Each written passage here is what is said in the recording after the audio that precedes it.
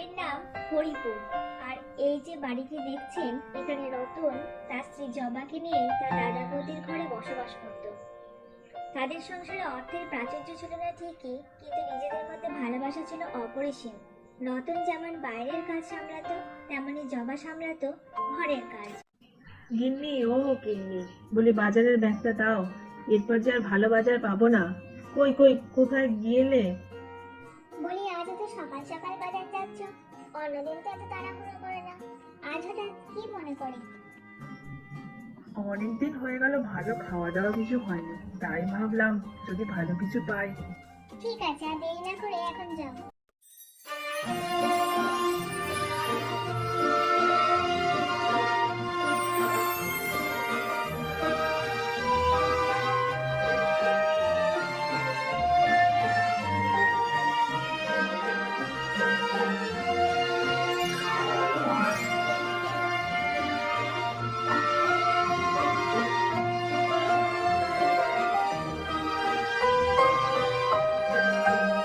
এত বড় ইলিশ মাছ কতদিন খাইনি।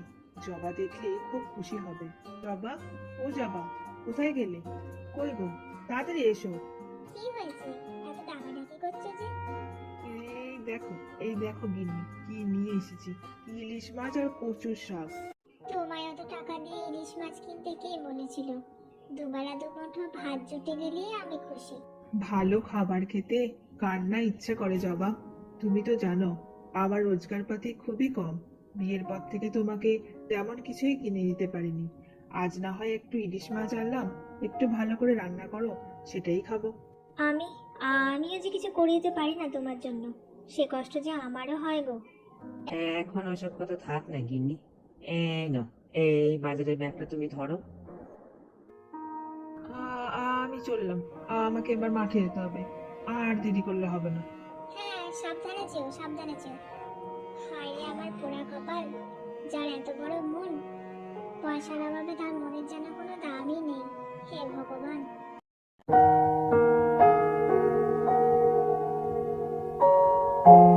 এই যে বলি, অনেকক্ষণ ধরে তো ধোঁয়া উড়িয়ে রান্না করছো। বলি আমার বাড়িতে থাকতে গেলে আমার নিয়মেই চলতে হবে, এই আমি বলে দিলাম। ওই কচু শাক দিয়ে ইলিশ মাছের মাথাটা যেন আমার পাতে পড়ে। ঠিক আছে দিদি, আমি আপনার জন্য ইলিশ মাছের মাথা দিয়ে কচু শাকটা তুলে রাখবো। আর এই যে শোনো, তোমার স্বামীরে বলবে চাষের জমি থেকে তার যে টাকা ওঠে তার হাফটা যেন এবারে সংসারে দেয়। আমাদের অবস্থা কেমন তা তো তুমি জানোই দিদি ভাই। চাষের জমি থেকে যা উঠে তাতে আমাদের সংসার চলেই না। এবছর বৃষ্টিও তেমন হয়নি, চাষের ফলন সেভাবে কিছুই হয়নি, পয়সা কি করে দেব? এই শোনো মেয়ে, মুখে মুখে একদম তর্ক করবে না, একদম না। এই আমার বাড়িটা আছে বলে তোমরা থাকতে পারছো, বুঝেছো? আর আমার বাড়িতে থাকতে গেলে আমি যা বলবো তাই শুনতে হবে। আর শোনো, যতদিন না তোমার স্বামী অর্ধেক টাকা দিতে পারছে ততদিন পর্যন্ত এই সংসারে সব কাজ তুমি করবে, মাথায় ঢুকিয়ে নাও।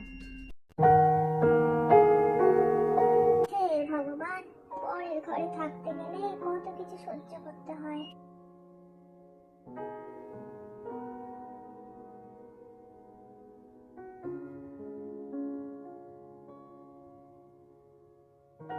এই যে, এই যে মহারানী, এই বাসনগুলোকে যেন ধরে ধরে মাজা হয়, এই আমি বলে দিলাম। ভালো করে বাসন মাজছি দিদি ভাই, ভালো করেই পাচ্ছি। আমার এই স্বামীর বাড়িতে থাকবে, খাবে আর কাজ করবে কম, তা বললে তো হবে না। ভালো করে সব কাজ করবে। এই যে বাসন মাজা হয়ে গেলে এই কাপড়গুলো ভালো করে কেচে দেবে। আমি আবার বাসি জামা কাপড় একদম পরা পছন্দ করি না। আর শোনো, এই কাপড় কাচার আওয়াজ যেন আমার কানে না আসে। ওই পুকুর বাড়ি গিয়ে কাপড় কেচে নিয়ে আসবে, এই আমি বলে দিলাম। আমি এখন একটু ঘুমাবো।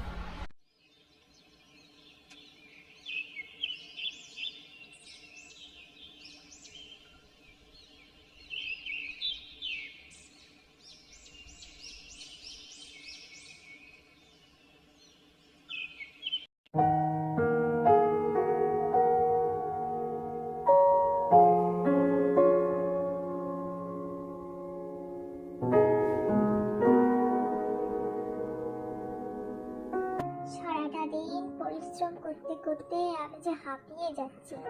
কাকে বলবো এই দুঃখের কথা? স্বামীরে বললে হয় সে আমাকে অবিশ্বাস করবে, আর না হলে কষ্ট পাবে। তার চেয়ে বরং সব সহ্যই করে নি। বলি কাজে ফাঁকি দিতে তো ভালোই শিখেছো দেখছি, হ্যাঁ? বলি আজকে আর খাওয়া দাওয়া জুটবে না নাকি দুপুরে? এই যে এই যে আমার হয়েই গেছে, এই এক্ষুনি ভাত বেড়ে দিচ্ছি, যাচ্ছি যা। এই শোনো, তুমি আবার আমাদের সাথে খেতে বসে পড়বে না যেন। ঘরে যে কটা কাজ বাকি আছে সব করার পর তুমি খেতে বসবে, বুঝেছো? ঘরের তো সব কাজই হয়ে গেছে দিদি। বাসন মাজা, ঘর ঝাড় দেওয়া, কাপড় কাচা, রান্না করা, সব কাজ হয়ে গেছে। আহা, মেয়ের কথা শোনো, বলে কিনা সব কাজ হয়ে গেছে। আমরা খাওয়ার পর একটু বাসনগুলো কে মাজবে, হ্যাঁ? ভূতে? বলি সব বাসন মেজে রান্নাঘর পরিষ্কার করে ঘরটা আর একবার ঝাড় দিয়ে তারপর খেতে বসবে। ঠিক আছে, আপনাদের খেতে দিয়ে আমি বাকি সব কাজ করে দেবো।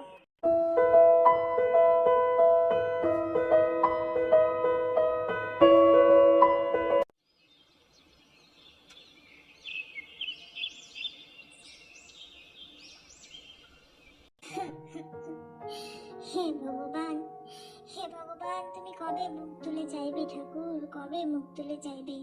দুটো পয়সা কম বলে কত তাচ্ছিল্য সহ্য করতে হয় সব সময়, আমাকে আর আমার স্বামীকে। ঠাকুর,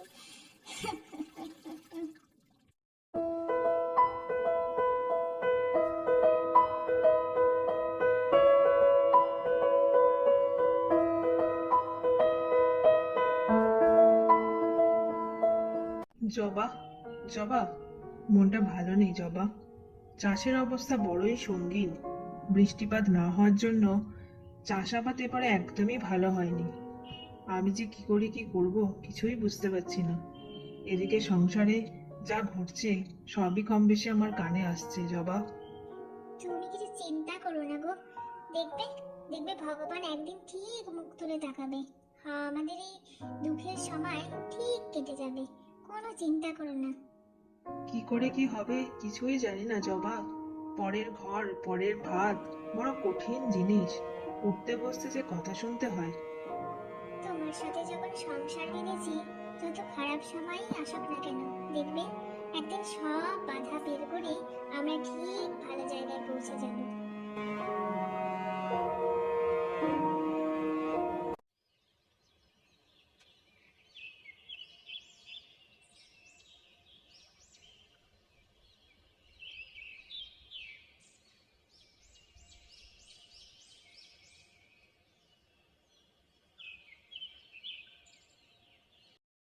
এই যে মহারানী, বলি সকাল সকাল কোথায় যাওয়া হচ্ছিল শুনি, হ্যাঁ? বলি সকালে যে বলেছিলাম আমার মুখ ধোয়ার জন্য গরম জল রেখে দিতে, তুমি দেখেছিলে? আসলে মানে ওই, আমি আসলে ভুলে গেছি। আমি এখনই এনে দিচ্ছি। তা তো ভুলে যাবেই, তা তো ভুলে যাবেই। কাজে ফাঁকি দিতে হবে কি না? বলি আর কতদিন কর্তাগিন্নিতে আমাদের ঘাড়ে বসে খাবে, হ্যাঁ? এইভাবে বলো না দিদি। তুমি তো জানো দিদি, আমার স্বামী রোজগার যে বড় কম। রোজগার কম, তার জন্য আমি কি করবো? আমি কি করব? তোমার স্বামীরে বলবে রোজগার বাড়াতে, না হলে এই ঘরে আর থাকা হবে না, এই কথা পরিষ্কার বলে দিলাম। এখন যাও দেখিনি, যাও, বিদায় হোক চোখের সামনে থেকে। আমার জন্য 30টা লুচি আর আলুর তরকারি করে নিয়ে এসো।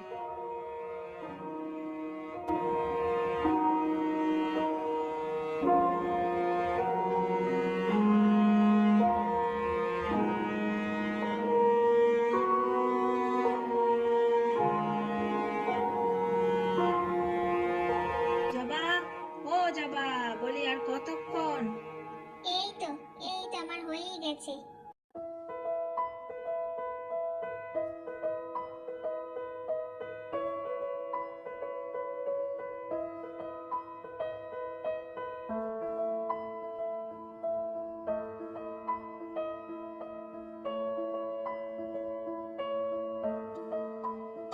জবা, আর দেরি না করে তুমি এবার খেয়ে নাও জবা।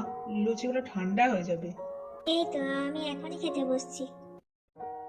মা, ও মা, কতদিন দুটো খেতে পাইনি রে মা, একটু খেতে দিবি? এই নাও খুড়িমা, আমি তোমার জন্য খাবার এনেছি। আহ আহ খাবার কতদিন খাইনি, আজ 3 দিন হলো পেটের জিলায় মরে যাচ্ছি রে, মরে যাচ্ছি। দে দে আগে খেতে দে।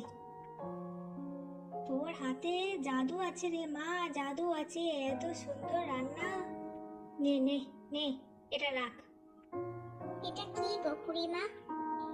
এ হলো জাদুকরি গোলাপের বীজ। এই গাছের বীজ দিয়ে যে গোলাপ গাছ হবে, সেই গাছ তোরা যে দোকানেই বিক্রি করবি সেই দোকানেই নিয়ে নেবে, আর অনেক দাম দেবে। এই গোলাপ কেউ ফেরাবে না। পরদিন সকালে রতন ওই গোলাপের বীজ নিয়ে মাঠে চলে যায়।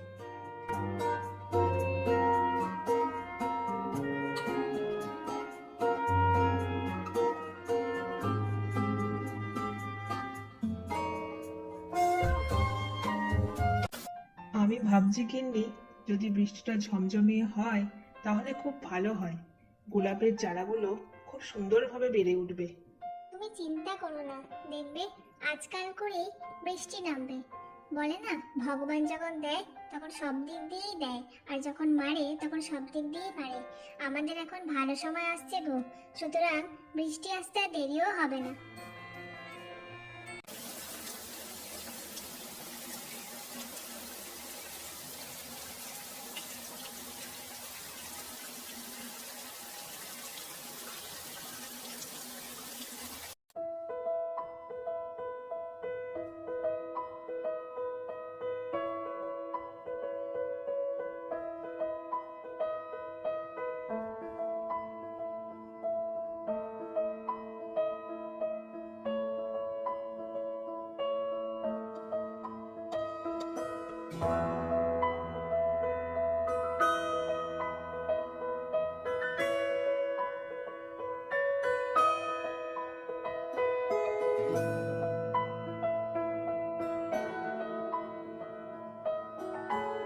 আর আমাদের কোনো কষ্ট রইল না। অবশেষে ভগবান মুখ তুলে তাকালো। এই গোলাপ গাছ বিক্রি করে এখন আমি অনেক টাকার মালিক হয়ে যাব। এরপর রতন সেই জাদুকরি গোলাপগুলো বাজারে বিক্রি করে অনেক টাকার মালিক হয়ে গেল। আর তারপর তারা নিজেরা একটা পাকা বাড়ি তৈরি করে সুখে শান্তিতে বসবাস করতে লাগলো।